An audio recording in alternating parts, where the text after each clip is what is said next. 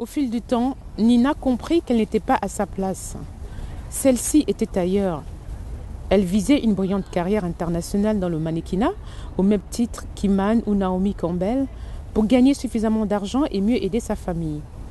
Combien de fois Nina n'avait-elle pas feuilleté les magazines de mode, admirant les jeunes et jolies filles africaines faisant état de leur beauté naturelle? Nina s'imaginait déjà défiler pour les couturiers de renom Karl Lagerfeld ou Jean-Paul Gaultier. Ces expériences dans la mode allaient certainement lui ouvrir les portes de la gloire en Occident. Elle ne voulait pas passer le restant de sa vie en Afrique et envisager de s'installer plus tard en Europe. Elle se réclamait être le pont entre deux continents qu'elle souhaitait rapprocher encore plus afin de briser une bonne fois pour toutes les rancunes, les rancœurs étouffées jusque-là. Tous les non-dits qui accroissent les haines et finissent par régir le quotidien des gens. Douta Zitaïda, bonjour. Bonjour. Heureuse de vous recevoir sur Femmes au pluriel. C'est très rare d'avoir un auteur gabonais ou une auteure gabonaise, je ne sais pas si vous préférez. Juste quelques mots sur la manière dont vous êtes venue à l'écriture, vous qui êtes conseillère municipale à la mairie de Galy, en région parisienne. Bonjour, effectivement en ma qualité de conseillère municipale, je suis également romancière. J'écris depuis l'âge de 18 ans, j'ai cette passion pour l'écriture, mais j'ai véritablement commencé à me lancer dans l'écriture, c'était en 2005, au moment où j'ai fait paraître mon premier ouvrage, Le Cri de la liberté aux éditions Bénévent. Et en 2007, Prisonnière d'un rêve aux éditions Publibook. Donc même si j'ai des activités quotidiennes comme conseillère municipale, voilà, je trouve toujours du temps pour écrire, pour pouvoir exprimer ce que je vois autour de moi, ou bien démarrer par une fiction, quelque chose qui n'existe pas, pour le rendre plus réel, au plus près de la réalité. Et c'est ce qui s'est déroulé avec La vie ne tient qu'à un fil, puisqu'il ne s'agit en aucun cas d'une autobiographie, c'est de la pure fiction. Mais par contre, il y a eu l'élément déclencheur, ce fut la politique menée par l'État français pour lutter contre les produits décapants, notamment toutes les marques Skinlight, qui ont eu des effets nocifs sur la santé des Noirs qui les utilisaient pour se blanchir la peau. Donc c'est ça qui m'a vraiment inspiré la trame, qui a été vraiment véritablement la trame de mon livre. Oui, puisqu'il faut dire que votre héroïne, Nina, est jeune, belle, brillante en plus, d'être une femme séduisante qui plaît à tout le monde, à Libreville, la ville où elle grandit. Et c'est vrai que c'est justement cet élément déclencheur, le fait qu'elle ait accepté d'être l'égérie d'une marque persistante, qui fait que finalement sa vie ne tient qu'à un fil. Justement, sa vie ne tient qu'à un fil parce que je voulais démontrer à quel point il y a certains parcours de vie qui sont fragiles, qui ne tiennent qu'à un fil, notamment des métiers comme le mannequinat, le showbiz. Voilà, vous êtes un peu livré à vous-même, vous devez toujours plaire à un standing de personnes, voilà, toujours des critères bien spécifiques. Donc c'est ce qui a motivé un peu mon choix pour la mode. Ça aurait pu être d'autres métiers, d'autres sphères d'activité, mais j'ai beaucoup plus, je me suis plus centrée sur la mode, puisqu'à l'époque aussi, il y avait toute cette problématique des filles anorexiques. Voilà, je crois qu'il y a eu à l'époque, il y a eu un décès d'une jeune fille anorexique, et voilà, toujours cette pression autour de vous qui vous permet d'être toujours excellente, voilà, pour obéir, enfin respecter les critères voilà, internationaux d'un bon mannequin. Voilà. Il y a beaucoup de thèmes que vous abordez dans ce livre. Je pense notamment à l'importance aux pesanteurs africaines et à l'éducation africaine. Et puis à cette fille qui finalement est une rebelle. Oui. C'est une Gabonaise parmi d'autres, mais tout à fait différente, qui se distingue non pas seulement par sa beauté, mais aussi par le fait qu'effectivement elle est très ambitieuse, comme votre extrait le soulignait.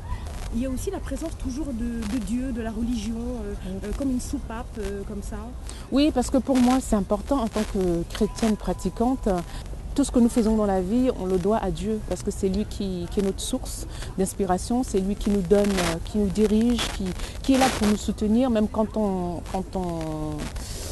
chute, il nous donne la force de toujours de nous relever et se dire que c'est vrai qu'on a le cercle familial, on a le cercle professionnel, on a un réseau, mais on a également la foi en Dieu qui nous donne la force, l'ambition de pouvoir nous réaliser professionnellement, de réussir dans la vie et de se dire que la vie n'est pas un long fleuve tranquille, mais que quand on décide d'atteindre des objectifs, c'est pas facile, mais avec la foi, la ferme assurance que c'est fait pour nous et que nous devons réussir. Donc je pense que pour moi, Dieu a joué un rôle moteur dans ma vie, dans tout ce que je suis et tout ce que je projette de faire dans l'avenir. Votre héroïne, Nina, est-ce qu'elle pêche par arrogance? Elle a donné trop d'importance à l'homme et aux valeurs matérielles plus qu'à Dieu? Oui, je pense que c'est plutôt ça. Alors le péché, parce que par ignorance déjà, parce qu'elle est jeune, elle est naïve, quand bien même elle est entourée, il y a un père qui est là, dans mon livre j'en parle, le père est là, il est présent, il lui donne des conseils. Quand elle projette d'aller à l'étranger, il essaie de l'aider à être un peu réaliste, à toujours peser le pour et le contre. Mais vu l'âge, elle est jeune, elle est 18 ans, elle a 18 ans, elle veut se réaliser. Pour elle, elle se dit, bon, ses parents ont vécu leur vie, maintenant c'est à elle de vivre sa vie, donc par péché aussi, c'est-à-dire elle met plus en avant les choses matérielles en fait qui sont périssables en fait et non pas des choses valeureuses comme la foi, l'amour, parce que quand même il y a un homme qui est à côté d'elle, qui est à ses côtés, Thierry, qui l'aime, qui est perdument amoureux d'elle, mais elle ne le voit pas parce que elle aspire, voilà, elle le méprise, elle aspire à autre chose, vous voyez. Donc dans la vie, c'est pour montrer qu'il faut savoir revenir à l'essentiel. L'essentiel, c'est l'amour, c'est la famille, c'est les amis, les gens qui vous rendent heureux, qui font que la vie vaut le coup d'être vécue, quoi, et non pas, voilà, et non pas les aspects matériels, parce que l'aspect matériel, on l'a aujourd'hui, demain, on ne sait pas, on est susceptible de le perdre, donc c'est ce que j'ai voulu démontrer dans mon livre, en fait. Il y a une autre figure qui est très emblématique dans l'écriture que vous avez dans La vie ne tient qu'à un fil, c'est l'image forte du père, à tel point que quand le père s'en va, c'est aussi le moment où la vie de Nina est en déclin, comme si ce père était un protecteur et qu'elle aurait dû penser qu'après Dieu, c'était le papa qui devait la diriger. Oui, ça c'est propre aux sociétés africaines, enfin, du moins dans ma culture, le père joue un rôle cardinal dans la stabilité, dans l'éducation, et mon père il a joué un rôle très important dans ma vie. Il était diplomate, il vaquait à plusieurs activités, il était souvent absent, mais absent peut-être physiquement, mais spirituellement, il était là, parce que si j'ai réussi ma vie, enfin, j'ai pu poursuivre mes études jusqu'à obtenir un DEA en relations internationales, droit international, parce qu'il m'a poussé. Il m'a appris aussi les pièges de la vie, donc il nous a préparés. On est 8 dans la famille, donc il y a 5 garçons et 3 filles. On a vécu ensemble avec notre père et notre mère, donc ils ont tous les deux, même ma mère aussi, ont été présents pour nous inculquer des valeurs humaines et se dire que notre vie ne se borne pas à aimer le matériel, mais à aimer tout ce qui est spirituel, la vie et les pièges que recèle cette vie. Donc c'était pour montrer que en Afrique, peut-être même aussi en Asie, je pense qu'on a à peu près la même, même culture. Voilà, le père est très important puisqu'il a joué un rôle cardinal dans la vie de Nina, parce que Nina pouvait se reposer sur son père et elle s'est rendue compte de cette absence quand son père est décédé, et c'est là où sa vie a basculé, parce qu'il y avait une perte de repères. Donc c'est une façon aussi de montrer à la société occidentale qui est en perte de vitesse en ce moment. Aujourd'hui, avec le déclin des valeurs familiales, les jeunes n'ont plus ce socle famille, parce qu'il y a de plus en plus de divorces, les familles recomposées, ils sont un peu perdus, donc c'est pour leur montrer que la famille est le socle de la stabilité et de l'épanouissement de l'individu, même dans son affirmation au sein de la société. La famille et puis l'amour, j'ai envie de dire, car on ne va pas dévoiler la fin de votre livre, mais on a envie de dire it's a happy end, puisque l'amour triomphe, l'amour vrai, l'amour sincère, l'amour de toujours.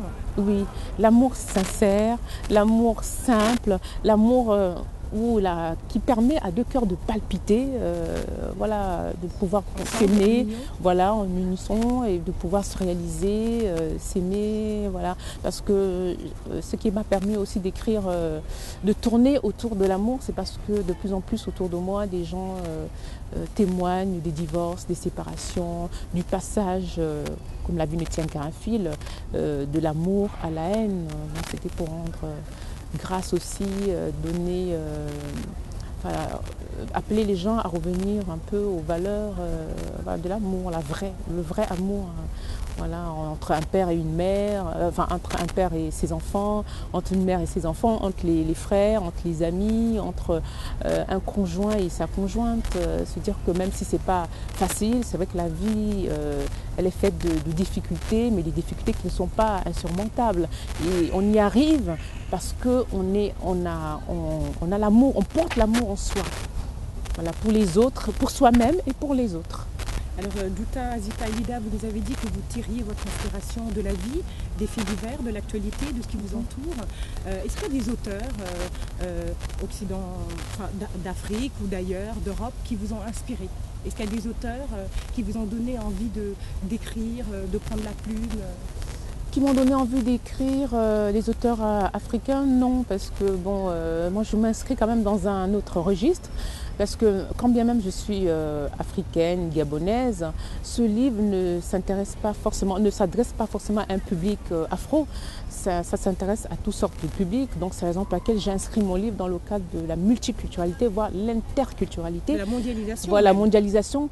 Quiconque lit mon livre s'identifie, qu'il soit asiatique, qu'il soit africain, qu'il soit européen, qu'il soit américain, que chacun puisse se retrouver et s'approprier un pan de l'histoire, soit de Nina, soit au travers d'autres personnages.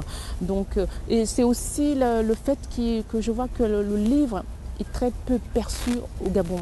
Les gens lisent moins, donc c'est ce qui m'a permis, c'est ce qui m'a donné l'envie de continuer à écrire pour qu'on puisse porter la littérature gabonaise très haut dans les sphères internationales, parce que je suis toujours un peu déçue, désappointée de voir quand je fais l'ensemble des bibliothèques ou quand je visite un peu l'ensemble des bibliothèques, soit la BNF, soit les bibliothèques municipales, de voir que la littérature africaine in extenso est confinée dans un rayonnage littérature monde.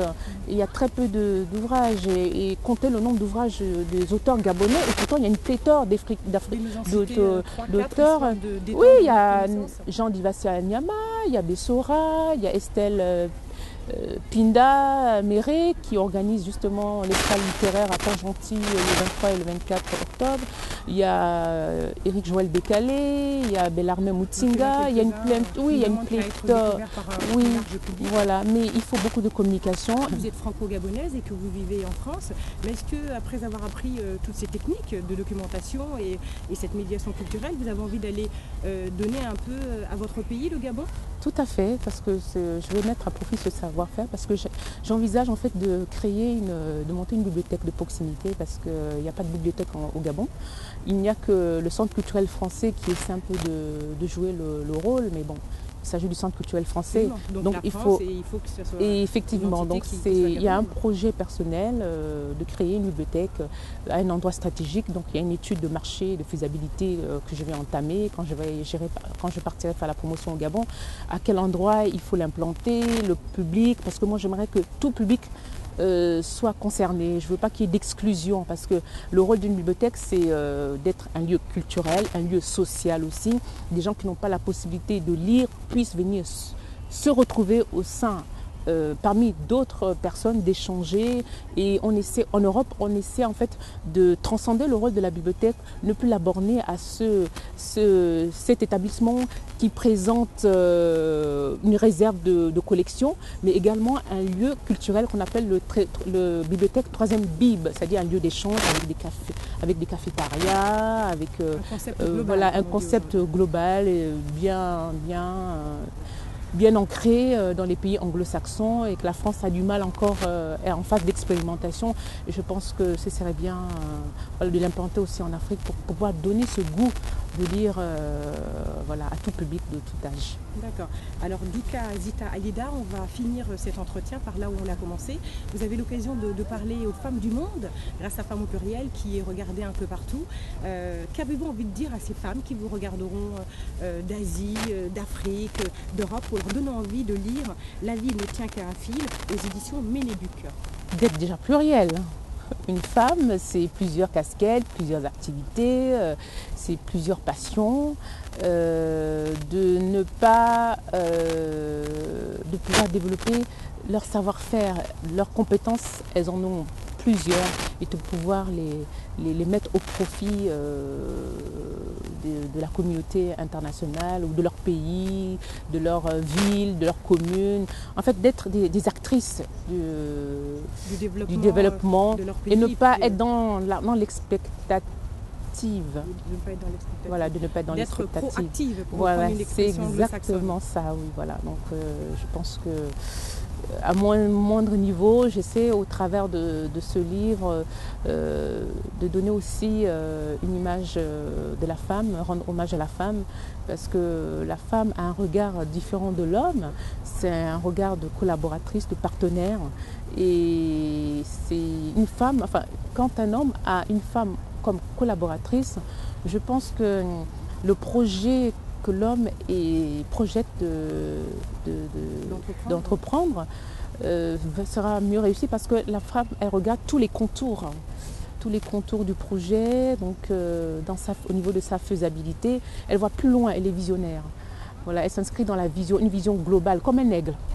Voilà, et je pense que j'ai confiance en mes sœurs du monde entier, d'Afrique, d'Asie, d'Europe, inciter les femmes à être un peu plus audacieuses. Voilà, quand elles ont des compétences, un savoir-faire, à être audacieuses, à ne pas se dire, s'inscrire dans les qu'en dira-t-on, ou oui, le regard des autres. Non, il faut foncer, il faut savoir aller de l'avant.